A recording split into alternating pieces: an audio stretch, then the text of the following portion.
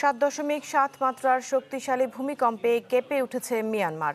যে কম্পন অনুভূত হয়েছে ঢাকা, কলকাতা, থাইল্যান্ড, চীন সহ পার্শ্ববর্তী দেশগুলোর বেশ কয়েকটি শহরে। ভূমিকম্পে মিয়ানমার ও ব্যাংককে বহু ভবন ও কিছু সেতু ধসে পড়েছে।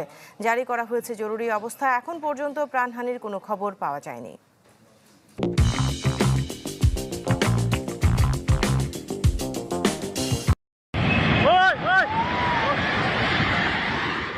মাঝ দুপুরে আচমকা কেঁপে উঠল থাইল্যান্ড।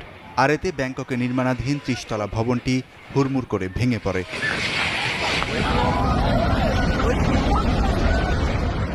আতঙ্কিত শ্রমিক আর আশপাশের মানুষ ছুটোছুটি করে চেষ্টা করেন নিরাপদে যাওয়ার।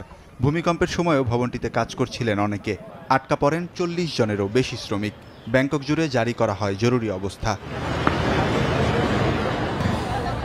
ব্যাংকক সহ থাইল্যান্ডের বিভিন্ন স্থানে ভূমিকম্প